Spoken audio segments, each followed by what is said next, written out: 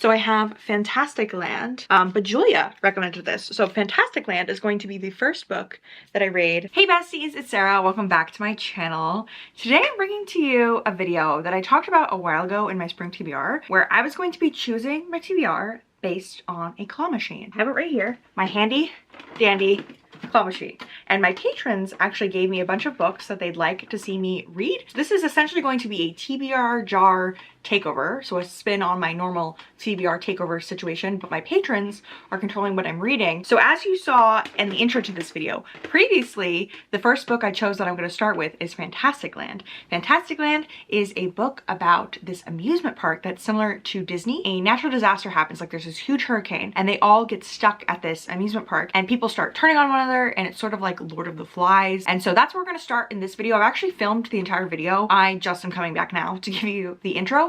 So we're gonna dive into that in a second. Also, if you're interested, I did a Patreon exclusive version of this video, which was very interesting because one of the books that got chosen was Unhinged by Vera Valentine, which is a romance book about a sentient door being erotic with the tenant that lives in the apartment that he belongs to. Tana, I am your door and your landlord is evil and you need to have sex with me. And she's down to try anything. So she's like, you know what? I will fuck the door. No, straight to jail, straight to hell. So if you're interested in seeing that video, head on over to my Patreon, join the besties tier. We do lots of fun things over there. We have a book club, we do reading sprints. I also have some really fun readathons coming up. So it's a great time, it's a great community. Join us if you're interested. Anyway, let's go ahead and get into the vlog and see what I thought of Fantastic Land. I am 75% of the way through Fantastic Land and I can't say I'm having a fantastic time. I think one of the biggest issues is that there's only two narrators. There's one male and one female, and they're doing all of the voices, but there's well over 20 interviews. And another thing that I really hate about this book is all these people lost their goddamn minds within one day of being in this park. They go into lockdown during this hurricane and they're just losing their fucking minds. Like they start killing each other literally on day 2, and then they come out of the bunker and that's like when the shit hits the fan and everybody's just killing each other mindlessly. It just feels like the author, Mr. Mike, I don't remember what his last name is, that he was just kind of going for like shock factor. Like this book isn't really giving me sustenance. I think if you're looking for something with this sort of plot, I definitely would recommend watching the show Yellow Jackets. If you haven't seen it, it's about this high school girls soccer team that is in a plane crash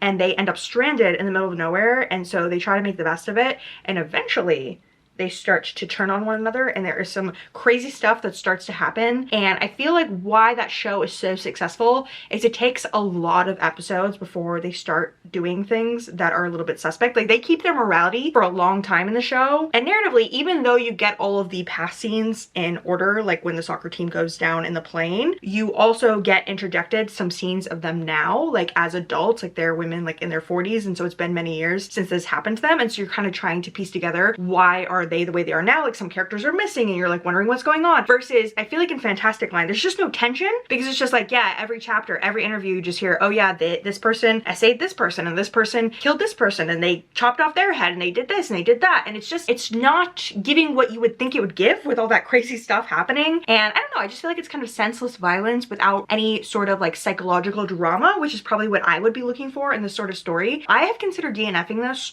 so many times. Like when I was just about at the 50% mark, I almost complete DNF'd, and then I was like, all right, I'm gonna give it a few more interviews before I decide. And I will say that there were a couple of interviews that kind of picked up, and so I was like, okay, let me keep going. I know I've said this before, but I'm kind of in this era where if I don't like something or I think it's boring, I just automatically want to give it 2 stars. But I'm trying to be kinder and give things that I don't think are necessarily bad, they're just not for me, 3 stars. And I'm thinking that this might err on that side of things because I know other people like love this book. I know Gabby Reed's read this recently in a video and she gave it 5 stars. So I may be alone in this opinion. I just feel like for the subject matter, it's very boring. Okay, besties, I slept on it and I've decided I am going to DNF Fantastic Land because I honestly don't care about what happens in the last bit of this book. I don't care. I don't care. It's not giving for me. I'm still gonna count it as being read. So when you see this on my Goodreads and it says that I read it, don't say anything. Keep it to yourself because I read like 75% of this and it took me a whole week. So I'm counting that bitch as read and I'm gonna give it 2 stars, I think. I don't know.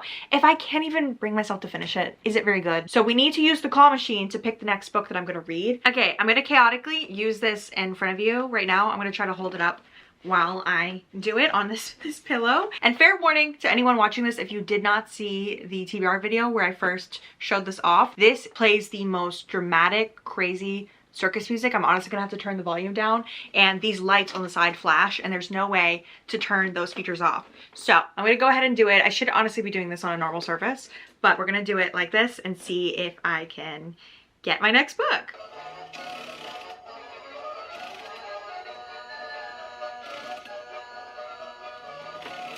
I got one.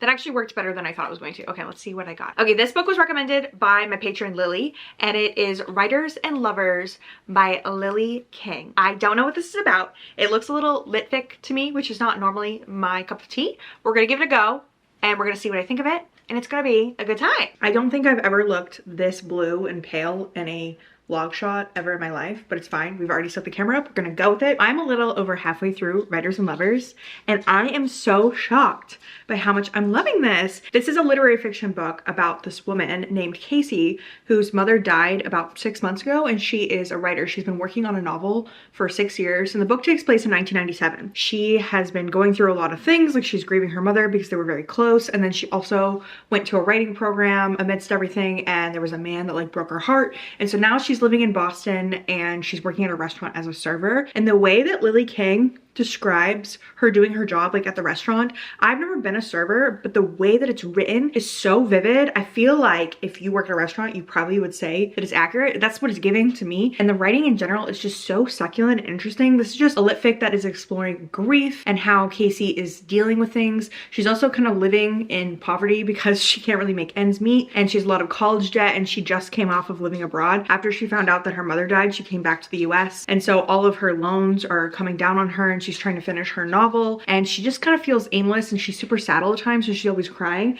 So this is one of those books where the main character is just kind of depressed and trying to find meaning, and she's not really sure who she is without her mother. She also has a couple of love interests, so I'm really loving the romance aspects as well, but it's also very messy because she's making some interesting choices with her love life, and I'm just loving this so much. If this book continues on the trajectory that it's on, I will probably end up giving it 5 stars because the writing is just delectable. Like, I love it so much, and I really love the main character as well. Like, I really feel for her and I want things for her, and I feel like this book is gonna make me cry. There's something about it where I feel like something's gonna happen and I'm gonna cry. And I love that it's set in the 90s. I feel like the plot works really well because they don't have cell phones. There's a lot of like calling people's home phones and leaving voicemails on their answering machine and showing up at someone's job in order to talk to them. And with it taking place in Boston, it also feels very nostalgic for me because I am actually from New Hampshire. I'm from like 45 minutes away from Boston. So I grew up always going to Boston, and I also lived in Boston for a semester because I went to BU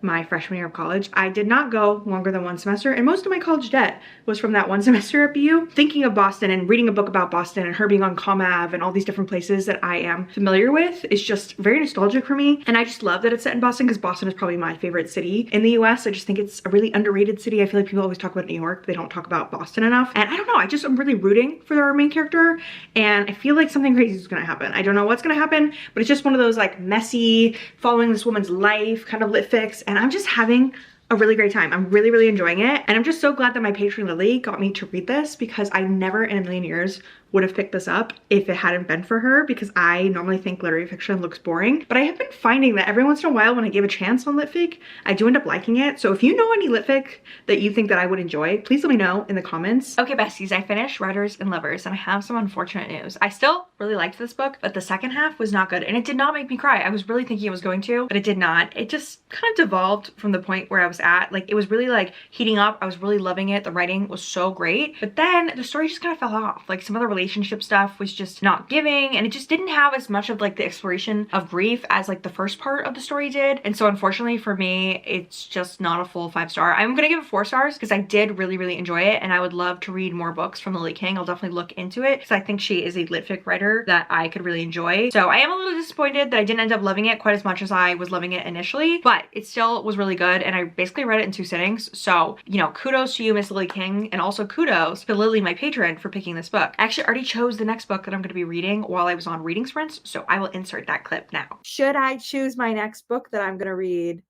on right now on the sprint? Because that would be fun. That would be fun. Show it. Let me see.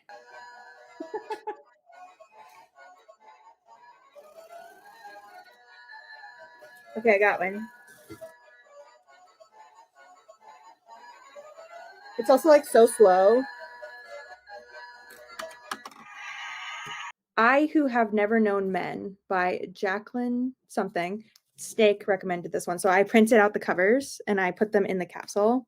So I never heard of this book. Snake just randomly told me to read it. So I finished I Who Have Never Known Men, and I have to say this was a very weird book, but I also loved it. It's translated from, I believe, French, and it was written in the 90s, and it is a dystopian sci-fi-ish type book about this woman who has been raised in a jail bunker underground for her whole life, and she doesn't know how she got there. And she's there with 29 other women who are all adults, and they all talk about their past lives, like having kids and going to work and all these different things. But our main character, she has only known this bunker because she's been there since she was a small child, and they literally just call her the child, and then all the other women have names. And there are these male guards that watch over them, but they are on the other side of these bars, and every day they drop off food at different times. The prisoners are not allowed to touch each other, and they don't know why they're there. That is the biggest thing in this book, is that no one knows why they are in this jail cell. And then something happens in the book where they're able to leave the bunker and they start exploring outside and looking for other people. And the main character is a very interesting one to follow because she doesn't really look at the world the way that the other characters do, because she doesn't really know what they know. And the reason it is called I Who Have Never Known Men is because she has never directly interacted with a man, because she's been in the bunker with these women. I really loved this. I thought it was so weird but so interesting. I feel like I didn't have any expectations for it, so it allowed me to just enjoy it in its weirdness. And something you need to know about me, if you haven't been following me very long, is that I don't really like weird books. It is very often that I'll read something really weird and be like, guys, I don't know why any of you like this, but this was just so fascinating. I could definitely see myself rereading it. It's not too long, and it's got a very haunting, eerie quality to it, and I just loved it so much. I honestly think I might give it 5 stars because it was so interesting. Like, when I was reading it, I felt like it was going to be a 4-star just because it is lacking some like answers and things that I kind of want to know, like why the fuck were they in this bunker, but it still just like haunts me. I still think about it sometimes. So I think I might round up to a 5-star, because that's all I can really ask of a book,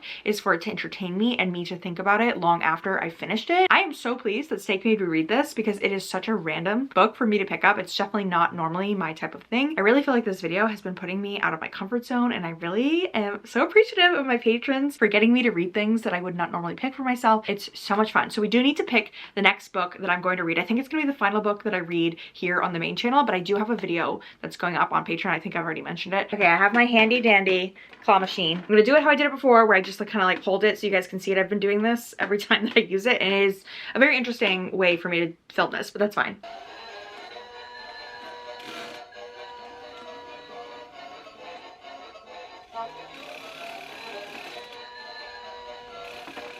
Okay. Oh no. Not doing a very good job.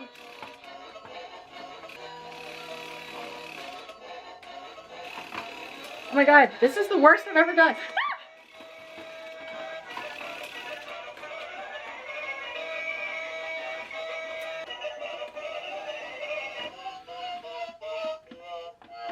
I didn't think I would fail in front of you guys. Okay, I'm gonna put it here and do this so that I can actually see what's going on. Let me angle it so there's no light on it. I think that's a good angle. I got it! It's also recommended by Julia. Julia is Little Lucky Duck because she also recommended Fantastic Land. Although I guess she's not very lucky because I really didn't like Fantastic Land. So this is Julia's time to redeem herself, and I'm very glad that she could do that in this video. This is called The Mostly True Story of Tanner and Louise. And from the cover, it kind of looks like it might be like a cozy mystery. I'm not really sure what this is about. I feel like that is a theme with all these books that my patrons gave me to read, but you know what, I feel like it could be a good time. So let us give Julia the redemption arc that she deserves. Okay, Julia, this is specifically to you. I'm so sorry I don't have the best news, but I did not really enjoy Tanner and Louise, the Mostly True Story of Tanner and Louise, whatever that book was called. It was fine. It was fine. I think I'm gonna give it 3 stars. So in this book, we're following an older woman named Louise and a young girl who is college age named Tanner. And basically they are both at an impasse in their life. Louise is, I believe, in her 80s, and she's a widow, and she recently broke her hip and she needs help around the house. And Tanner previously was a soccer star at her college, but she got injured. And so now she's just home and she can't go back to school because she lost her scholarship. And so they start working together. Basically, Tanner moves in and starts looking after Louise. And then she very quickly finds out that Louise is not exactly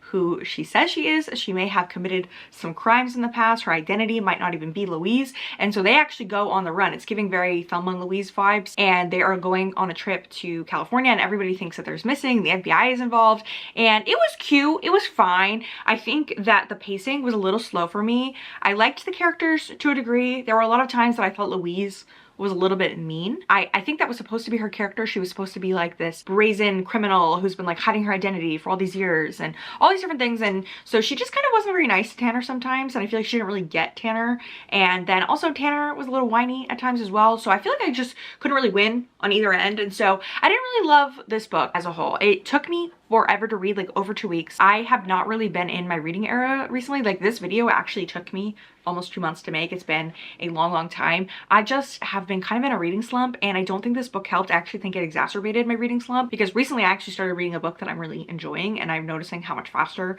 that I'm reading. And so unfortunately this was a miss, and I'm so sorry, Julia. I'm so sorry, because I know that I didn't like Fantastic Land either. But that brings me to the end of this claw machine video. I plan on doing more of these on my Patreon in the future, because my patrons were the ones that picked the books that are kind of going in the claw machine. So this TBR jar takeover will continue on Patreon. So if you want to join us, go on over. And if you've made it to the end of this video and you enjoyed it, feel free to use, is there like a picnic emoji? Because I feel like I look like I'm going to a picnic. And if there is not a picnic emoji, maybe an apple or picnic, your choice. But thank you all so much for watching. You're all beautiful. Have a nice day.